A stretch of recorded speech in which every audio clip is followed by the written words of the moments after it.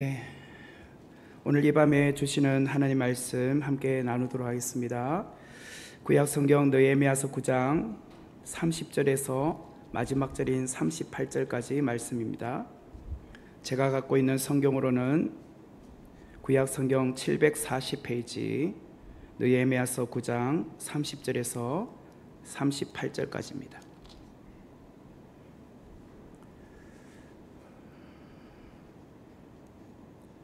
제가 봉독해 드리겠습니다. 그러나 주께서 그들을 여러 해 동안 참으시고 또 주의 선지자들을 통하여 주의 영으로 그들을 경계하시되 그들이 듣지 아니하므로 열방 사람들의 손에 넘기시고도 주의 크신 긍휼로 그들을 아주 멸하지 아니하시며 버리지도 아니하사오니 주는 은혜로우시고 불쌍히 여기시는 하나님이시니이다. 우리 하나님이여 광대하시고 능하시고 두려우시며 언약과 인자심을 지키시는 하나님이여 우리와 우리 왕들과 방백들과 제사장들과 선지자들과 조상들과 주의 모든 백성이 아수르 왕들의 때로부터 오늘까지 당한 모든 환난을 이제 작게 여기지 마옵소서. 그러나 우리가 당한 모든 일에 주는 공의로우시니 우리는 악을 행하였사오나 주께서는 진실하게 행하셨음이니이다. 우리 왕들과 방백들과 제사장들과 조상들이 주의 율법을 지키지 아니하며 주의 명령과 주께서 그들에게 경계하신 말씀을 순종하지 아니하고 그들이 그 나라와 주께서 그들에게 베푸신 큰 복과 자기 앞에 주신 넓고 기름진 땅을 누리면서도 주를 섬기지 아니하며 악행을 그치지 아니하였으므로 우리가 오늘날 종이 되었는데 곧 주께서 우리 조상들에게 주사 그것의 열매를 먹고 그것의 아름다운 소산을 누리게 하신 땅에서 우리가 종이 되었나이다. 우리의 죄로 말미암아 주께서 우리 위에 세우신 이방 왕들이 이 땅에 많은 소산을 얻고 그들이 우리의 몸과 가축을 임의로 관할하오니 우리의 곤란이 심하오며 우리가 이 모든 일로 말미암아 이제 견고한 언약을 세워 기록하고 우리의 방백들과 레위 사람들과 제사장들이 다 임봉하나이다 하였느니라. 아멘. 네, 아직 제가 좀 목감기가 있는데 여러분 또 이해해 주시면 감사하겠습니다. 오늘은 느헤미야서 9장 30절에서 38절의 말씀을 중심으로 다시는 무너지지 말자라는 제목으로 귀한 은혜를 함께 나누겠습니다. 화면에 보시면 남산에 가면, 서울 남산에 가면 힐튼 호텔 있죠. 그 뒤에 보면 힐튼 호텔을 배경으로 어떤 중년의 남자, 한 노년이라고 해야 될까요? 노년이라고 해야 되겠네요. 1935년생이시니까 노년의 어떤 신사분이 서 있습니다. 이분이 누구냐면 건축가 김종성 선생님이십니다. 김종성 선생님. 이분이 뒤에 보이는 남산에 가는 길에 보면 힐튼 호텔을 건축한 설계를 만드신 분입니다. 지금 대한민국의 수도 서울은 세계 유수의 도시에도 견줄 만한 정말 훌륭한 도시가 되지 않았습니까? 하지만 일제강점기와 6.25 전쟁을 거치면서 서울이나 전국이 다 폐허가 되었기 때문에 정말 그 어디에도 건물다운 건물은 하나도 없었습니다. 그런 와중에 1980년도 전후를 기점으로 서울의 도심에는 타워 크레인이 막 이렇게 건축의 붐이 일어나기 시작을 했습니다. 이곳저곳에 많은 건물들이 지어지기 시작을 했습니다. 그 당시만 해도 시공기술은 우리나라에는 그렇게 잘하는 사람이 없었어요. 그게 한 1970년대 후반대를 말합니다. 그래서 설계만큼은 외국 회사에 의뢰해서 건물의 설계를 이렇게 그리게 되었다라고 합니다. 그때에 여기 화면에 나오는 1935년생이신 김종성 씨가 서울대학교 공과대학 건축공학과를 졸업하고 미국의 일리노이 공과대학을 가서 공부를 하게 되었습니다. 그리고 그곳에서 또 열심히 공부하여서 또 본인이 졸업한 일리노이 공과대학 건축대학 교수로 있을 때에 대우의 김우중 회장이 서울에 특급 호텔을 지으려고 하니 당신이 한국에 귀국하여서 설계를 좀 맡아달라고 하게 되었다는 거예요. 이것이 1978년도였다고 합니다. 그래서 1978년 9월에 김종성 씨가 대우 김우중 회장님의 요청에 의해서 한국에 돌아와가지고 힐튼 호텔을 설계하게 됐다는 거예요. 그리고 뒤에 나오는 건물을 짓게 되었다는 거예요. 그 이후에 이분은 육군사관학교 도서관, 서울올림픽 역도 경기장, 경주에 가면 선제미술관, 지금은 우양미술관이라고 합니다. 그리고 서울역사박물관, 아트선제센터, 그 다음에 SK사옥, 수많은 그런 건물을 그렇게 설계도면으로 만든 사람이라고 합니다.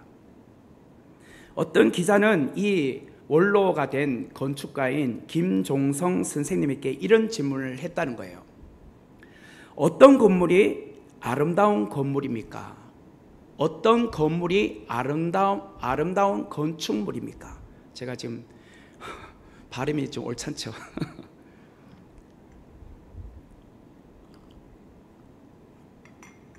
또박또박 하려고 하는데 이게 지금 발음이 막 새는 것 같아요. 저도 어떤 건물이 아름다운 건축물이냐라고 기자가 물었더니 그 질문에 대해서 이 김종성 건축가가 무엇이라고 대답했는지 아십니까? 무너지지 않는 건축물이 가장 아름다운 건축물입니다 라고 했다는 거예요. 무너지지 않는 건축물이 가장 아름다운 건축물이다, 이렇게 말을 했다는 거예요. 100년이 지나도 200년이 지나도 비바람이 불고 지진이 나고 홍수가 나고 어떤 천재지변이 나도 그 자리에 그대로 아름답게 서 있는 건물이 가장 아름다운 건축물입니다 라고 말을 했다는 거예요. 일리가 있죠. 뭐 아무리 잘 지어도 몇 년 만에 뭐 지진이 나거나 홍수가 나거나 해서 무너지는 건물이라면 그게 무슨 아름다운 건물이겠습니까? 그 옛날 솔로몬 왕이 7년에 걸쳐서 솔로몬 성전을 건축하게 되었죠. 어마어마한 재정과 인력과 물자를 동원하여서 예루살렘 성전을 건축하게 되었습니다. 하지만 이렇게 어마어마한 건축물인 예루살렘 성전도 무너지는 것은 한순간이었다는 거예요. 그리고 예루살렘 성벽도 한순간에 무너지고 말았습니다. 언제 무너졌는가? 바로 BC 586년 바벨론에 의해서 3차 공격에 의해서 다 무너지게 되었어요. 그렇게 무너지게 된 원인이 뭐죠? 이스라엘의 영적 상태가 무너졌기 때문에 겉에 보이는 성전과 성벽도 다 무너지게 되었다라는 거예요. 그 다음 화면을 보시면 우리가 이미 한번 살펴보았지만 바벨론의 느부갓네살 왕에 의해서 예루살렘 성전과 예루살렘 성벽이 BC 586년에 완전히 무너지게 되었습니다. 그래서 남유다는 바벨론에 의해서 멸망을 당하게 되었습니다. 그런데 이렇게 무너졌던 예루살렘 성전이 1차 귀환인 BC 536년에 스룹바벨에 의해서 성전을 재건하기 위해서 왔죠. 그리고 20년 만에 성전이 완공되었습니다. 그때가 BC 516년이었습니다. 그 성전을 스룹바벨 성전이라고 하죠. 그러니까 바벨론에서 멸망당한 이후로부터 보면 70년 만에 다시 성전이 재건이 된 거예요. 그리고 BC 444년 3차 귀환인 느헤미야가 돌아와서 성벽을 다시 재건하게 되었습니다. 그러니까 바벨론에서 멸망당한 BC 586년으로부터 보면 142년 만에 예루살렘 성벽이 다시 재건되었다는 거예요. 이제 이들은 52일 만에 성벽을 재건하고 일곱째 달 초하루 나팔절에 수문앞 광장에서 학사 에스라가 전하해준 율법을 듣게 되고 회개를 하게 되었습니다. 그리고 요수아 때부터 1000년에 걸쳐서 한 번도 절기를 지키지 못했던 이달에 있는 절기, 바로 초막절을 7일간에 걸쳐서 지키게 되었습니다. 그리고 제8일째인 쉬미닛 아제렛 대성회를 또한 지키게 되었습니다. 그리고 그들은 하루를 쉬고 그 다음 날인 7째 달 스무나흘 날에 다시 이스라엘 백성들이 또 수문앞 광장에 모였어요. 이들은 학사 에스라에게 다시 말씀을 전해달라고 말하게 되었어요. 그래서 무려 3시간에 걸쳐서 하나님의 말씀을 듣고 또한 3시간에 걸쳐서 그들은 찬양하며 회개 운동을 하게 되었습니다. 이것이 지난 시간에 제가 살펴보았습니다. 특별히 그들은 그날 금식하며 굵은 배의 옷을 입고 티끌을 무릅쓰고 정말 하나님 앞에 철저한 회개를 시작하게 되었습니다. 이제 느헤미야서 9장 7절부터 오늘 마지막 절인 38절까지 말씀은 과거 이스라엘 백성들의 역사를 다시 전해주고 있습니다. 믿음의 조상 아브라함 때부터 시작해서 출애굽과 광야 시대, 그리고 가나안 정복 전쟁과 사사 시대, 그리고 통일 왕국 시대와 분열 왕국 시대, 그리고 이어지는 포로 시대, 그리고 포로 귀환 시대, 지금 포로 귀환 시대잖아요. 그때까지 이스라엘의 역사에 대해서 학사 에스라가 설교를 하고 있는 거예요. 그것이 오늘 본문의 이야기예요. 7절부터 38절까지 내용이 굉장히 길입니다. 그렇지만 크게 2가지로 요약할 수 있어요. 그 첫 번째는 하나님께서 한결같이 자신들에게 은혜를 베풀어 주심으로 말미암아 그들은 지금까지 올 수 있었다는 거예요. 하나님의 끝없는 은혜, 이것을 오늘 강조한다면, 두 번째는 그럼에도 불구하고 끊임없이 그들은 하나님 앞에 죄를 지었다고 고백을 하는 거예요. 그래서 7절부터 38절까지 전체 내용을 2개로 요약한다면, 하나님은 끊임없이 이스라엘 백성들에게 은혜를 베풀어 주셨고, 그에 반해서 이스라엘 백성들은 끊임없이 죄를 짓고 있었다. 이것을 오늘 우리에게 말해주고 있다라는 거예요. 7절의 말씀을 보면, 주는 하나님 여호와시라, 옛적에 아브라함을 택하시고 갈대아 우르에서 인도하여 내시고 아브라함이라는 이름을 주시고, 이스라엘 역사에서 가장 중요한 인물인 아브라함부터 오늘 본문은 시작을 하고 있습니다. 왜냐? 이스라엘 백성들의 조상이기 때문이죠. 하나님이 아브라함을 택하셨다는 거예요. 선택하셔서 그로 말미암아 갈대아 우르에서 나와서 가나안 땅으로 옮겨 놓으셨다는 거예요. 사실은 아브라함이 뭔가 그에게 선하고 하나님 보시기에 정말 됨됨이가 있기 때문에 그를 구별하여서 부르신 것이 아니라, 아브라함 자체에는 아무 공로가 없어요. 그는 정말 하나님 앞에 내세울 어떤 조건도 없었어요. 그러나 그저 하나님이 그를 택하셨다는 거예요. 우상의 도시였던 갈대아 우르에서 하나님은 그를 택하셔서 어떠한 자격도 없었던 아브라함을 갈대아 우르에서 나와 가나안 땅으로 옮겨 놓으셨다는 거예요. 그것처럼 오늘 우리는 아브라함의 자손이지 않느냐? 하나님이 우리 역시 아무 자격도 없는 우리를 구원해 주시지 않았느냐? 하나님의 전적인 은혜다. 하나님께서 우리를 죄악 가운데 죽을 수밖에 없었는데 우리를 이처럼 구원해 주셨다. 그것을 오늘 이야기하기 시작을 하는 거예요. 하나님은 이처럼 한 민족의 아버지였던 아브라함을 열방의 아비라고 하는 아브라함이라고 불러주셨어요. 이제 하나님은 아브라함을 부르셔서 그를 통해서 언약을 신실하게 지켜나가기를 원하고 계셨습니다. 그런데 그 이후에 이스라엘의 역사를 지켜보면 하나님은 이처럼 언약을 신실하게 지켜주고 계셨지만 이스라엘 백성들은 그렇지 못했다는 거예요. 그것이 출애굽과 광야 시대부터 나타나고 있어요. 하나님은 매일같이 은혜를 베풀어 주셨잖아요. 하늘의 만나로, 구름 기둥과 불 기둥으로, 또 그들이 물이 먹고 마시고 싶을 때는 반석에서 물을 내어 주시고 그랬지만 이스라엘 백성들은 하나님 말씀에 불순종하여 금송아지도 만들고 하나님과 모세를 원망하며 살지 않았습니까? 특별히 하나님은 아브라함에게 가나안 땅을 차지하게 해 주셨지만 그들은 그 땅을 이제 여호수아 때 차지하게 되었으나 여전히 그들은 가나안 땅에서 하나님만을 믿었던 것이 아니라 가나안의 원주민들이 믿었던 바알과 아세라 그런 신들도 겸하여 섬겼어요. 그래서 이들은 목이 굳은 백성이고 하나님의 말씀을 듣지 않았다고 29절은 말하고 있어요. 그들은 우상을 섬기며 전혀 하나님의 백성다움이 그들의 모습 속에서 나타나지 않았어요. 그래서 이것이 어떤 시대냐? 사사시대였다고 말하고 있어요. 오늘 우리가 요즘 큐티인 책을 통해서 사사기를 함께 묵상을 하고 있지만 사사기의 특징을 보세요. 이스라엘의 왕이 없으므로 각자 자기의 소견에 옳은 대로 행했다라고 말하잖아요.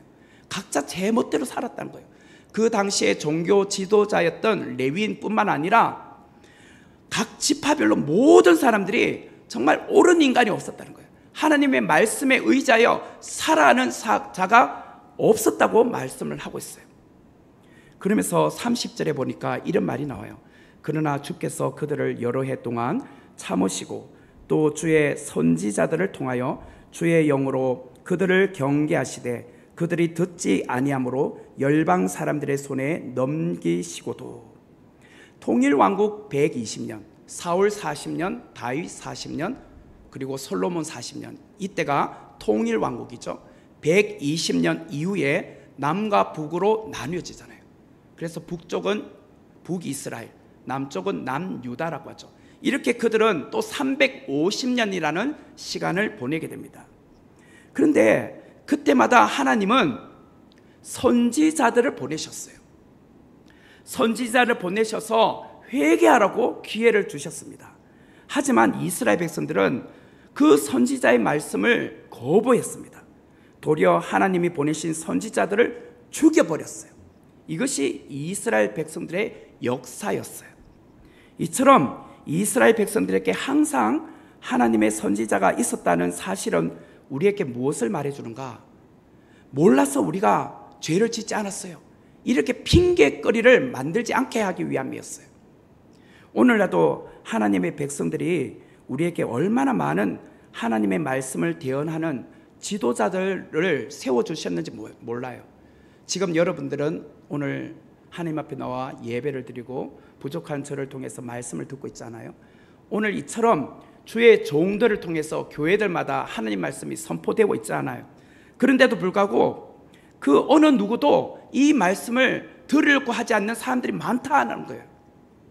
내가 하나님의 뜻이 뭔지 몰라서 죄를 지었다라는 것을 핑계하지 못하게 하기 위해서 오늘 이 시대도 선지자와 같은 목회자들을 통해서 강단에서 회개하라고 말씀을 하고 계시는데 하나님이 이렇게 회개의 기회와 또한 구원의 기회와 부흥의 기회와 다시 살아날 수 있는 기회를 주셨음에도 불구하고 이스라엘 백성들이나 오늘 살아가는 우리 모두에게 이 하나님의 말씀을 너무나도 경히 여기더라는 거예요. 이스라엘 백성들은 이처럼 마음이 강팍했습니다. 하나님 말씀을 거역하며 살고 있었습니다. 한 가지 기억해야 될 사실이 오늘 여기서 나타나는데 그것은 하나님이 이스라엘 백성들을 징계는 하셨지만 아주 멸망시키시거나 모른 채 내팽겨두지 않으셨다는 거예요.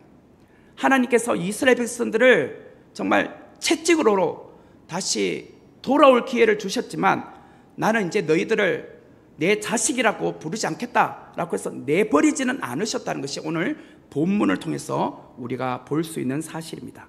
31절의 말씀을 보면 주의 크신 긍휼로 그들을 아주 멸하지 아니하시며 버리지도 아니하셨사오니 주는 은혜로우시고 불쌍히 여기시는 하나님이심이니이다.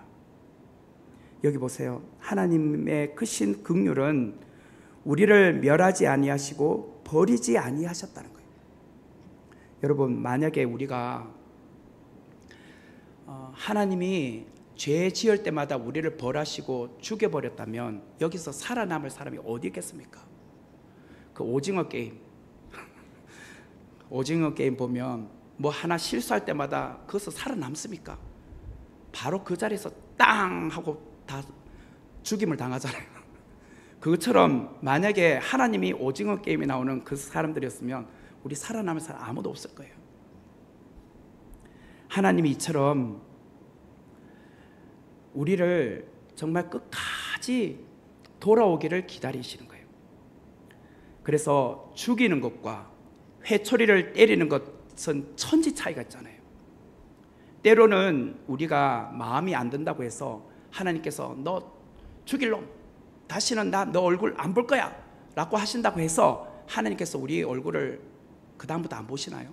아니죠. 하나님은 그럼에도 불구하고 다시 우리를 품으십니다. 다시 돌아올 기회를 주고 계시다는 거예요. 이처럼 하나님은 끊임없이 이들에게 은혜를 베풀어 주셨습니다. 그러나 이스라엘 백성들은 끊임없이 하나님을 배반하고 배신하고 살고 있었다는 거예요. 이게 무슨 역사냐? 이스라엘의 역사였다는 거예요. 우리 같으면 야 너희들 이제 포기야. 그리고 제가 만약에 하나님이었다면 새로운 민족을 택하셔서 그 민족으로 다시 일을 시작하실 것 같아요. 그러나 하나님은 수백 번 하나님에게 원망하고 또 하나님을 저버리고 배신한 그 이스라엘 백성들을 저버리지 않으시고 끝까지 또 기다려주시고 인내로 품으셨다는 거예요. 하나님이 이처럼 이스라엘 백성들을 끝까지 책임져 주셨다는 것을 우리가 오늘 이 말씀을 통해서 이스라엘 역사를 통해서 보게 됩니다. 수없는 외적들의 침입도 있었습니다. 그때마다 이스라엘 백성들은 정신을 차리지 못했습니다. 오히려 하나님을 더 믿지 않고 이방신을 의지하며 살았습니다. 그러다가 어떻게 됐죠? 북이스라엘은 아수르에 의해서 멸망을 당하게 되고 남유다는 바벨론에 의해서 멸망을 당하게 되었습니다. 치욕적으로 그들은 노예 생활을 시작하게 되었습니다. 70년의 바벨론 노예 생활을 통하여 이스라엘 백성들은 자신들이 당연하다고 여겨졌던 하나님의 축복이 얼마나 그동안 큰 사랑이었는지 다시 깨닫게 되었어요. 하나님은 우리를 버릴 수 없어. 하나님 우리를 사랑하는 것은 당연한 거야 라고 생각해 왔잖아요. 근데 우리가 지금 바벨론에 의해서 아수르에서 멸망당하여서 포로 생활하고 노예 생활을 하면서 하나님이 베풀어 주셨던 그 사랑이 정말 당연한 사랑이 아니었구나.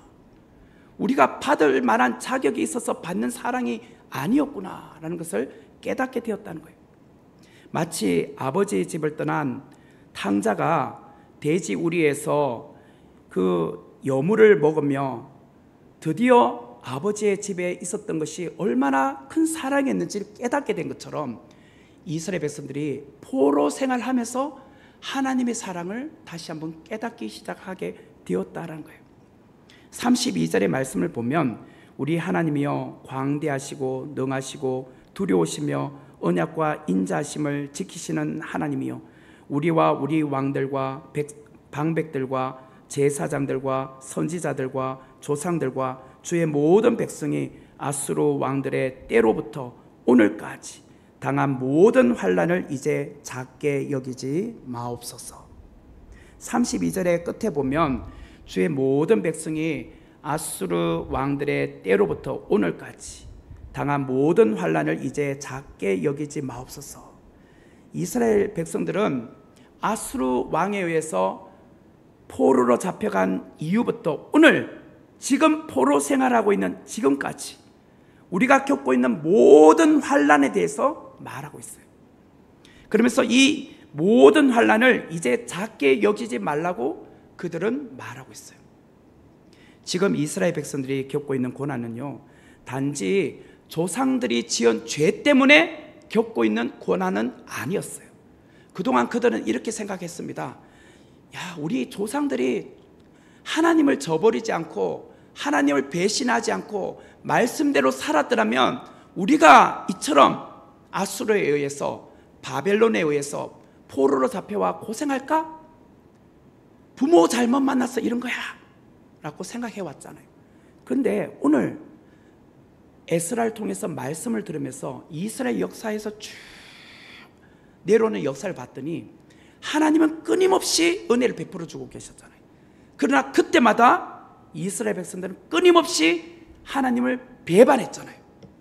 우상을 섬기고 있었잖아요. 그런데 우리 조상들만 그랬던 게 아니라는 거예요.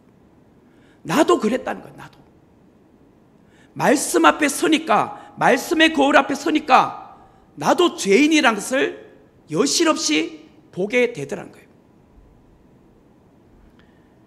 이들이 드디어 소문 앞 광장에서 이것을 깨닫게 된 거예요.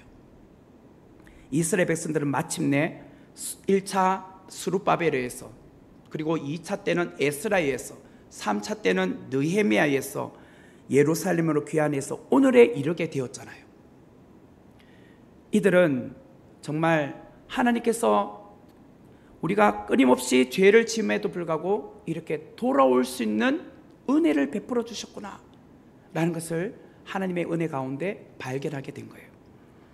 그래서 32절부터 36절의 말씀에 보면 이스라엘 백성들이 마침내 바벨론 포로 생활 시절과 자신들의 지금 현재 시점을 보게 된 거예요. 37절의 말씀을 보면 이렇게 나오죠. 우리의 죄로 말미암아 주께서 우리 위에 세우신 이방 왕들이 이 땅에 많은 소산을 얻고 그들이 우리의 몸과 가축을 임의로 관할하오니 우리의 곤란이 심하오며, 37절 초도에 보면 우리의 죄로 말미암아라고 하잖아요. 우리 조상의 죄로 말미암아가 아니라 우리의 죄로 말미암아. 37절 제일 끝에 보니까 우리의 곤란이 심하다. 여기서 곤란이란 것은 삶의 모든 영역에서 평안이 없는 아주 심각한 고통을 말합니다. 그래서 우리는 죄를 지어서 이 고통을 받고 있다라고 말하고 있어요. 성벽 재건을 끝내긴 했지만 아직도 여전히 그들의 삶을 되돌아보면 그들의 삶은요 여전히 힘들었어요. 성벽은 다 완공되었지만 아직도 처자식과 먹고 살아야 될 경제적인 부분에 있어서는 해결되지 못했습니다. 그리고 주위의 사람들, 외세들은 성벽은 재건되었지만 아직도 틈틈이 공격해 오고 있었습니다. 이런 어렵고 힘든 시간 가운데 오늘 하나님의 말씀을 다시 듣고 있는 것이었어요. 그들은 이 모든 상황의 뿌리를 캐내 보니까 우리 조상들이 지은 죄뿐만 아니라 오늘 우리도 여전히 하나님과 겸하여 우상을 섬기고 있었던 죄에 하나님 앞에 회개합니다 라면서 오늘 그들이 하나님 앞에 자신의 죄를 토설하며 금식하며 비옷을 입고 죄를 무릅쓰고 기도하게 되었다라는 거예요. 성령의 감동으로 말씀 앞에서 자신의 긴 역사를 돌이켜 본 결과 이 역사라는 것을 보니 끊임없이 우리는 죄의 역사였다라는 거예요. 이스라엘 백성들의 역사를 보니까 끊임없이 그들은 죄를 짓고 있었던 역사였고, 그렇지만 하나님을 바라보니 하나님은 끊임없이 용서와 은혜의 역사였다라는 거예요. 인간의 특징은 죄 짓는 것이었다면 하나님의 특징은 끊임없이 우리를 용서하는 것에 있었다는 거예요. 이것이 이렇게 서로 간에 비교되고 있었다는 거예요. 오늘 에스라를 통해서 7절부터 38절까지 말씀을 들으면서 이스라엘 백성들은 그것을 깨달았습니다. 그 가지 두 가지라고 했죠. 우리는 끊임없이 하나님 앞에 죄 짓고 있었고, 그렇지만 하나님은 끊임없이 우리를 용서하고 은혜를 베풀어 주고 있었다. 이런 계속된 반복 가운데 이스라엘 백성들은 오늘 하나님 앞에 우리는 앞으로 어떻게 살아야 되냐라는 것을 말하게 되었습니다. 이스라엘 백성들에게 지금 필요한 것은 말씀 앞에 순종하는 것이었습니다. 이제 죄를 회개하고 이제는 더 이상 우리 부모가 지은 죄, 조상이 지은 죄, 아니 우리가 지은 죄를 더 이상 짓지 말자라고 다짐하고 결단하는 시간이 필요했던 것입니다. 그렇다면 느헤미야서 9장의 말씀은 과거 느헤미야 시대에 살았던 이스라엘 백성들에게만 주어진 말씀이었을까라는 것이에요. 그렇진 않죠. 오늘을 살아가는 우리에게도 동일하게 나타나고 있는 현상이 아닌가라는 것입니다. 우리도 끊임없이 하나님의 은혜를 받고 살아가고 있지만, 그러나 우리는 또한 여실히 늘 죄를 짓고 살아가고 있지 않습니까? 하나님 말씀을 들을 때는 맞아요, 하나님 제가 잘못했어요, 회개합니다 라고 했다가 금방 돌았으면 세상 가운데 나가면 또 세상 앞에 죄를 짓고 또 세상과 타협하며 살아가고 있는 이중적인 모습, 이것이 오늘 우리의 모습이더라는 거예요. 그래서 죄 많은 인생들을 위해서 누가 필요할까요? 예수 그리스도이시죠. 예수라는 이름의 뜻이 무엇입니까? 자기 백성을 저희 죄에서 구원할 자, 바로 주님께서 필요한 겁니다. 우리의 힘으로 죄의 문제를 해결할 수 없기 때문에 하나님의 은혜가 우리에게 부어져야 한다는 거예요. 그렇기 때문에 우리에게 오신 분이 누구냐? 예수님이신 거예요. 하나님께서 예수님을 이 땅에 보내주신 이유는 끊임없이 오늘도 죄를 짓고 살아가고 있는 우리를 구원하시기 위해서 주님이 필요한 것입니다. 이렇게 죄 많고 용서받을 수 없는 내가 뭐라고? 이처럼 나를 사랑하시사 나를 위하여 십자가에 돌아가실 수 있을까? 오늘 말씀을 통해서 그것을 우리가 깨달아야 돼요. 그 크신 하나님의 사랑과 예수 그리스도의 은혜로 저와 여러분이 오늘 이 자리에 앉아 있다는 것, 그것을 오늘 말씀을 통해서 깨달을 때 우리에게는 은혜가 넘치게 되고 더 이상 죄를 짓지 말아야겠구나 라는 것을 다짐하게 되더란 거예요. 그러므로 내가 살 길이 무엇일까요? 우리 가정이 살 길은, 우리 선목교회가 살 길은, 또한 우리 민족이 살 수 있는 길이 무엇일까? 하나님 앞에 회개하는 길이란 거예요. 회개. 오늘 느헤미야서 9장은 긴 본문입니다. 이 긴 본문은 이스라엘 과거의 역사를 설명해 주고 있습니다. 그렇지만 이 긴 역사는 끊임없는 반복의 역사였어요. 이스라엘은 끊임없이 죄를 짓는 역사였고, 그때마다 하나님은 은혜를 베푸시고 그들을 구원해 주시고 용서하셨고 사랑해 주시는 역사였다는 거예요. 느헤미야서 9장은 이스라엘 백성들이 말씀을 듣고 참된 회개가 일어나고 있는 장입니다. 그런데 참된 회개 다음이 중요해요. 지금 말씀부터가 제가 중요해요. 회개 다음이 중요하다는 거예요. 회개 다음. 회개한 다음에 다시 죄의 자리로 가면 안 되잖아요. 회개한 다음에 또다시 하나님을 떠나면 안 되잖아요. 회개는 했는데, 성벽은 재건했는데 또다시 성벽이 무너지면 안 되잖아요. 이게 중요한 거예요. 하나님, 다시는 하나님을 떠나지 않을게요. 하나님께서 우리에게 맡겨주신 공동체를 빼앗기지 않을래요. 다시는 무너지지 않을게요. 이런 간절한 마음을 갖고 다짐하고 회개하고 다시 결단하는 것이 필요하다는 거예요. 성도 여러분, 갯벌에 가면 배가 있는데, 배가 이렇게 물이 썰물로 다 빠져나가면 그 배가 그냥 옴짝달짝 못하고 그냥 거기에 좌초되어 있잖아요. 그죠?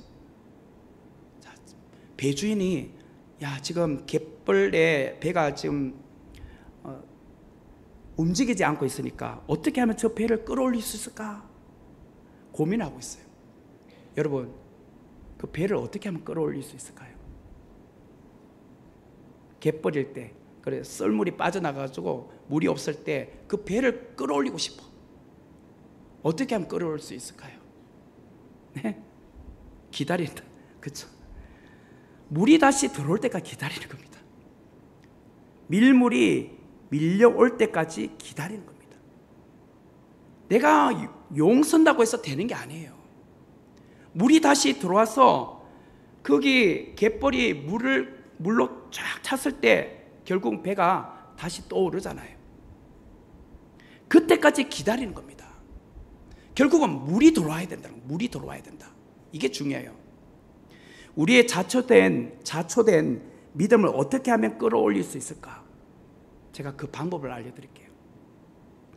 성령의 바람이 불어와 성령의 물로 채우면 된다는 거예요.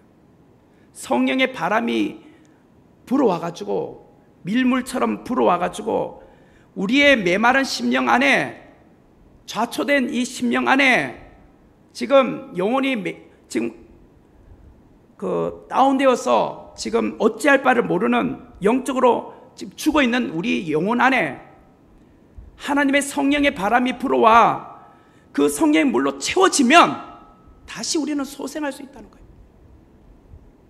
우리 선목교회가 어떻게 하면 다시 부흥할 수 있을까? 성령의 바람이 불어와 우리 안에 잠자는 영혼을 깨워서 우리가 다시 기도의 자리와 말씀의 자리에서 하나님을 찾고 예배할 때 우리 선목교회는 다시 일어날 수 있다는 거예요. 그렇게 되면 부흥의 물결이 우리 선목교회 안으로 밀려 들어오게 된다는 거예요. 집을 나갔던 탕자가 아버지의 품으로 돌아오듯이 교회를 떠났던 성도들이 한 명, 두 명 돌아오기 시작하는 것은 결국 성령의 바람이 불어와가지고 있잖아요. 밀물처럼 불어오면 그 은혜에 그들이 다시 돌아오게 된다는 거예요. 새 가족들도 결국은 그런 부흥하는 교회, 말씀이 있고 찬양이 뜨겁고 또 예배 가운데 간절함을 갖고 기도에 힘쓰는 그런 교회에 왜 안 모여들겠습니까? 새 가족들은 그런 교회를 찾아가게 되어 있다는 거예요. 여러분의 개인이나 가정이나 자녀나 직장이나 일터에 무너진 영역이 있나요? 영적으로 침체되어 있고 무너진 상태로 방치되어 있는 것은 없으신가요? 이 시간 주님이시여 성령의 바람이 불어와 우리 가정과 우리 개인과 우리 자녀와 일터와 직장에 성령의 물결이 들어오게 하여 주옵소서. 그리하여 내 영이 다시 살아나게 해 주시옵소서. 내 가정이, 우리 가정이 다시 회복되기를 원합니다. 우리 선목교회가 다시 일어나기를 원합니다. 새 일을 행하시는 하나님께서 광야의 길, 사막의 강을 내실 줄 믿습니다. 성령의 물결과 말씀의 물결과 기도의 물결이 밀려와 가득 차 오르게 되면 우리의 가정은요, 부흥을 경험하게 돼요. 우리의 교회는 부흥을 다시 경험할 수 있게 됩니다.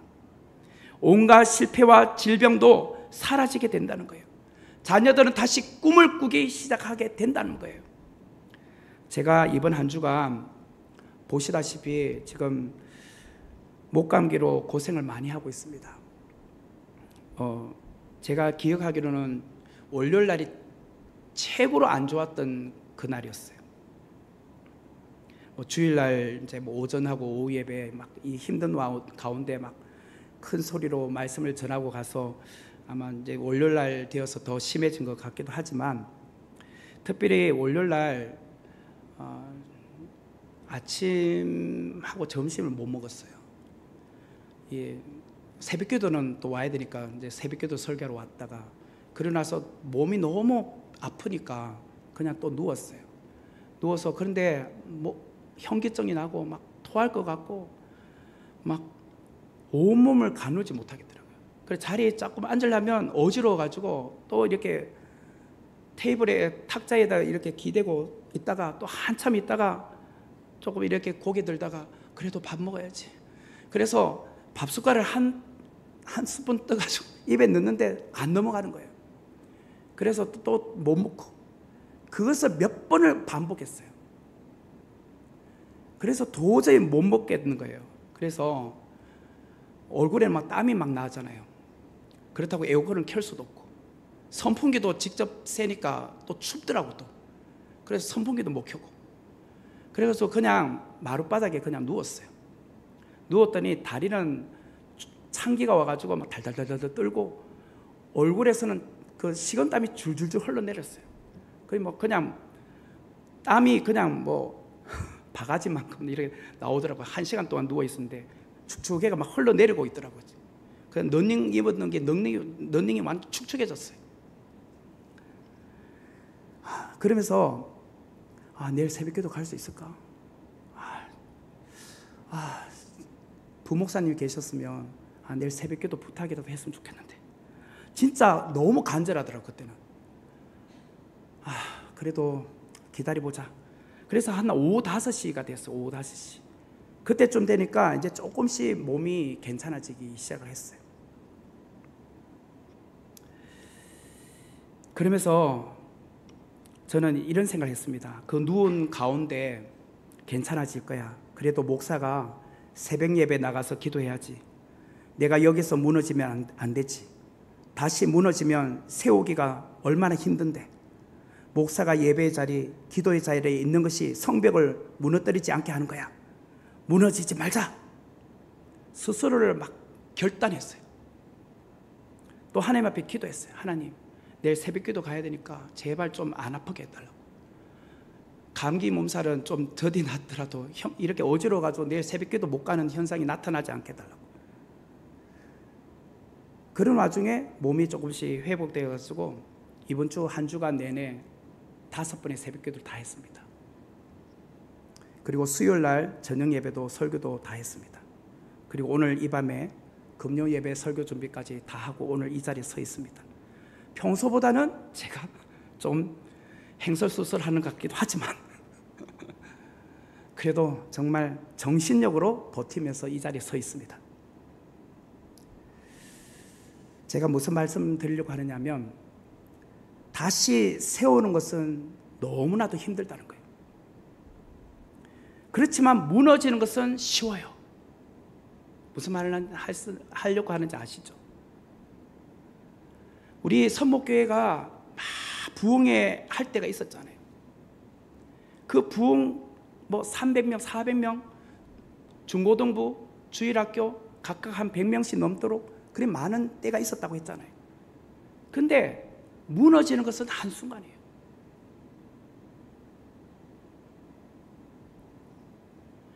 그렇기 때문에 하나님, 이거 무너지면 안 되는데요. 우리 성도들의 믿음이 무너지면 안 되는데요. 그 가장 선두에 누가 서 있습니까? 제가 서 있어야 되잖아요. 근데 저부터 지금 무너져가지고 골골골거리고 아프다고 교회 안 나가고 기도의 자리, 예배의 자리, 말씀의 자리에 안 서 있으면 어떡하겠습니까? 그래서 이번 주간 너무 힘들었지만 그래도 가야 된다. 내가 무너지면 안 된다. 그러면 다 무너진다. 지금 느헤미야서 9장의 말씀이 바로 그런 내용이에요. 우리가 이렇게 어려운 중에 52일 만에 예루살렘 성벽 재건을 해냈잖아요.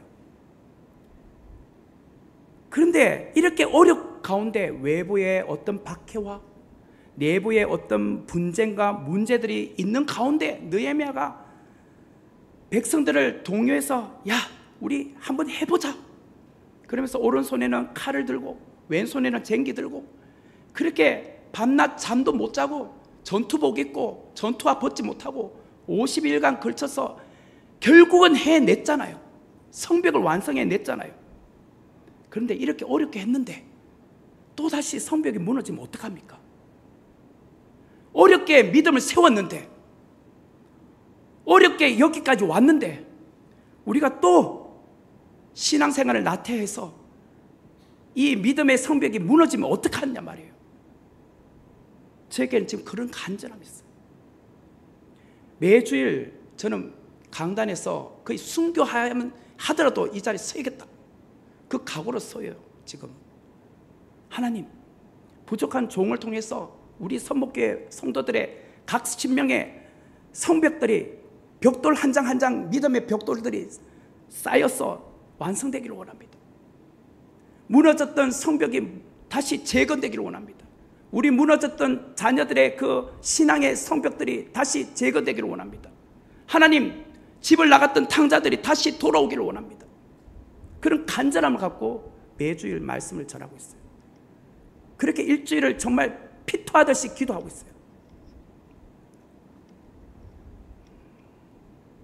그래서 하나님은요, 제가 무너지면 안 되잖아요. 그렇기 때문에 영적으로 가장 선두에 서 있는 한 사람인 지도자를 무너뜨리는 것이 사탄이 제일 공격하기 쉬운 거 아니겠습니까? 그 사람을 성적으로든 아니면 재정적인 거로든 아니면 어떤 모함을 통해서든 스스로 그 자리에 못 서도록 하는 것이 사탄이잖아요. 그래서 여러분들이 저를 위해서 많이 기도하셔야 돼요. 그렇기 때문에 우리 성도 여러분, 우리는 다시 무너지지 말아야 됩니다. 어떻게 여기까지 왔는데요? 지난 40년 어떻게 여기까지 왔는데요? 여러분 40년 동안 그래도 여러분들에게도 다 고비들이 있었잖아요. 떠나야 되나 말아야 되나, 그런 고비 없었습니까? 주위의 사람들은 한 명씩 교회를 떠나고 있을 때 여러분 안 흔들리셨습니까? 이러다가 우리 믿음 다 사라지는 거 아니야? 우리 손목교회 어떻게 될까? 걱정 안 하셨습니까? 저는 그런 걱정이 돼요. 간절함이 있어요. 우리 손목교회가 영적으로 침체되어 있다면 다시 성벽을 재건해야 되지 않겠습니까? 재건한 그 자리에 다시 무너지지 않도록 힘써야 되지 않겠습니까? 우리 개인과 가정도 다시 무너지지 말아야 되지 않겠습니까? 그러려면 여러분 말씀의 자리, 기도의 자리 사모하셔야 됩니다. 몸이 조금 아파도 그래도 걸을 만할 수 있다면 기도의 자리 나오셔야 돼요. 말씀의 자리 나오셔야 돼요. 왜? 그게 성벽을 무너뜨리지 않게 하는 길이기 때문에. 오늘 그냥 피곤하니까 가지 말자, 그게 아니라 아니야, 그래도 내 성벽 재건하러 가야지. 내가 가야 우리 교회 벽돌 하나라도 놓는 거야. 믿음의 벽돌 하나 더 놓는 거야. 그런 마음으로 나오신단 말이에요. 사도 바울은 다음과 같이 말했습니다. 디모데전서 4장 7절에서 8절 말씀 보면 망령되고 허탄한 신하를 물리치십시오. 경건함에 이르도록 자기를 훈련하십시오. 육체의 운동은 약간의 유익이 있으나 경건 훈련은 모든 면에 유익하니 이 세상과 장차 올 세상의 생명을 약속해 줍니다. 표준 세번역이에요. 오죽하면 경건을 훈련하라고 말하겠습니까? 경건은요 그냥 세워지는 게 아닙니다. 편하게 그냥 만들어지는 게 아니에요. 경건은요 운동선수들이 매일같이 운동해서 자기 몸을 만들잖아요. 그렇게 해야지 운동선수들이 어제보다 오늘의 실력이 더 나아지듯이 경건은 훈련을 필요로 하는 것입니다. 그래도 알람 맞추고 일어나는 겁니다. 알람 맞추고 금요 정인 예배 나오는 겁니다. 그게 경건을 훈련하는 거예요. 그래야지 여러분의 믿음이 살 거 아닙니까? 부족한 종이지만 여러분을 위해서 또 말씀을 전하잖아요. 저도 여러분들이 이렇게 간절함을 갖고 나오는데 대충 설교 준비해서 되겠습니까? 몸이 좀 아프더라도 정말 좀 불편하더라도 앉아서 연구해야죠. 여러분을 생각해서라도 해야죠. 그러면서 하나님 앞에 지혜를 달라, 건강을 달라 구해야겠죠. 서로 간에 그렇게 노력을 해야 되지 않겠습니까? 그래야 성벽이 무너지지 않죠. 이제 이스라엘 백성들은 52일간 성벽을 재건했습니다. 성벽 재건한 것으로 야 끝났다 그러면 안 돼요. 수련회 다녀왔어, 여름 성경학교 다녀왔어, 야 은혜 받았다, 거기로 끝나면 안 돼요. 그 다음부터가 중요해요. 그 다음부터 은혜 받은 걸 까먹지 말아야죠. 부흥회 다녀왔으면 부흥회에서 받은 은혜를 다시 열정을 갖고 그 믿음 위에 다시 쌓아 올려야죠. 그게 경건을 훈련하는 것입니다. 오늘 우리 모두가 이렇게 다시 무너진 성벽을 무너뜨리지 않는 그런 모든 믿음의 성도가 되시기를 주의 이름으로 축원합니다. 같이 기도하도록 하겠습니다. 은혜로우신 하나님 감사합니다. 오늘 주신 말씀 저희들이 다시 한번 되새겨보며 우리 안에 무너진 영역이 있다면 재건케 하여 주시고 그것을 재건했다면 다시 무너뜨리지 않도록 힘쓰는 우리 모두가 되게 하여 주시사 경건의 훈련을 쌓아가는 우리 모든 믿음의 성도들 되게 하여 주옵소서. 예수님의 이름으로 기도하옵나이다. 아멘.